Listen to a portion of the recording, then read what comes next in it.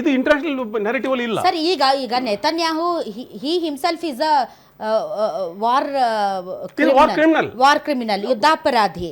So ಈಗ ಕದನ ವಿರಾಮ ಆದ್ರೆ ಅವ್ರ ದೇಶದಲ್ಲಿ ಆತನ ಮೇಲೆ ಇರುವಂತಹ ಭ್ರಷ್ಟಾಚಾರದ ಕೇಸ್ಗಳು ಹೆಂಗಿದಾವೆ ಅಂತಂದ್ರೆ ಆತನ ಗಲ್ಲಿಗೇರಿಸುವಂತಹ ಸಂದರ್ಭ ಕೂಡ ಈ ಕದನ ವಿರಾಮ ಆತನಿಗೆ ಇಷ್ಟ ಇಲ್ಲ.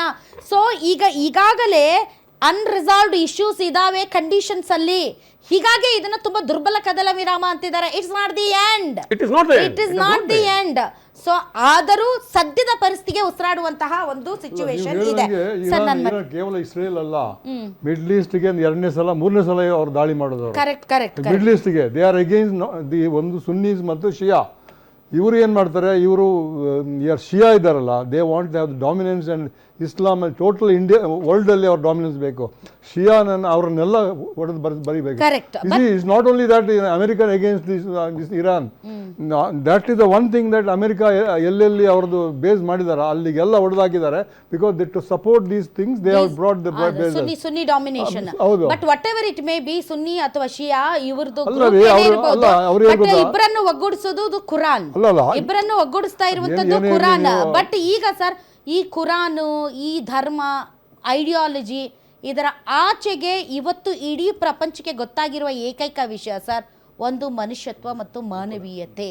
ಸೊ ಹೀಗಾಗಿ ಇವರು ಯಾರು, ನಮ್ಮ ಅಮರ್ನಾಥ್ ಅವರೇ, ಆರ್ ಯು ಹ್ಯಾಪಿ? ಈಗ ಓಕೆನಾ? ಯಾಕೆ ಅಂತಂದರೆ ಪಾಪ ಎಷ್ಟೊಂದು ಜನ, ನಮ್ಮ ಎದುರುಗಡೆನೇ ಒಂದು ಉಡುಪಿ ಹೋಟೆಲ್ ಇದೆ ಸರ್, ಮುಚ್ಚಿದ್ರು.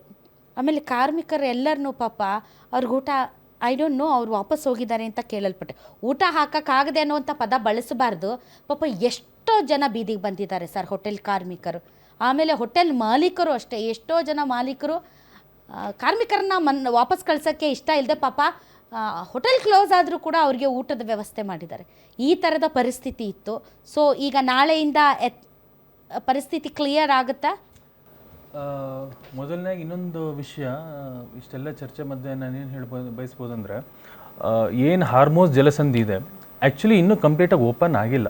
ಸೊ ವಾರ್ ಸ್ಟಾಪ್ ಆಗಿರ್ಬೋದು, ಗುರುವಾರ ಶುಕ್ರವಾರ ಏನೋ ಓಪನ್ ಮಾಡ್ತೀವಿ ಅಂತ ಹೇಳಿ ಆಕ್ಚುಲಿ ಕಂಪ್ಲೀಟ್ ಮೈನಿಂಗ್ಸ್ ಇಂದ ಅದು ತುಂಬಿದ್ದಾರೆ. So that aside with that ಒಂದು ಐಲ್ಯಾಂಡ್ ಅಲ್ಲಿ ಒಂದು ಸ್ಮಾಲ್ ಸ್ಪೇಸ್ ಅಲ್ಲಿ they are just living. Who are paying them, ಯಾರು ಅವ್ರು ಪೇ ಮಾಡ್ತಾ ಇದ್ದಾರೆ with the highest charges, they are living. $20 lakh ಶುಲ್ಕ.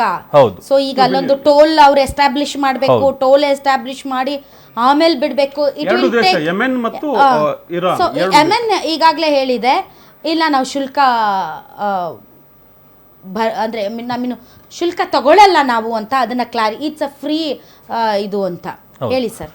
ಅದು ಒಂದು ಸಮಸ್ಯೆ ಇದೆ. ಓಕೆ, ಸೊ ದಟ್ ಯಾಕಂತ ಹೇಳಿದ್ರೆ ಇಮಿಡಿಯೇಟ್ಲಿ ನಮ್ಗೀಗ ಕದನ ವಿರಾಮ ಆದ ತಕ್ಷಣ ನಮ್ಗೀಗ ಒಂದು ಓಪನಿಂಗ್ ಸಿಗುತ್ತೆ, ಸಪ್ಲೈ ಇನ್ಕ್ರೀಸ್ ಆಗುತ್ತೆ, ಡಿಮ್ಯಾಂಡ್ ಕಡಿಮೆ ಆಗುತ್ತೆ ಅನ್ನೋ ತರದ್ದು ಸಿಚುವೇಶನ್ ಇಲ್ಲ. ಇನ್ನೊಂದು ಪಾರ್ಟ್ ಏನಂತ ಹೇಳಿದ್ರೆ, ಸೊ ಯಾವಾಗ ಈ ವಾರ್ ಶುರು ಆಯ್ತು, ಸೊ ಏನು ನಮ್ಮ ಸರ್ಕಾರ ಹೇಳಿತ್ತು ಆ್ಯಕ್ಚುಲಿ ಒಂದು 77 ವೀಕ್ಸ್ ಟು ಅಟ್ಲೀಸ್ಟ್ ಒಂದು 50 ಡೇಸ್ವರೆಗೂ we can manage, 50 to 70 days ಅಂತ ಒಂದ್ಸಲ ಹೇಳಿದ್ರು.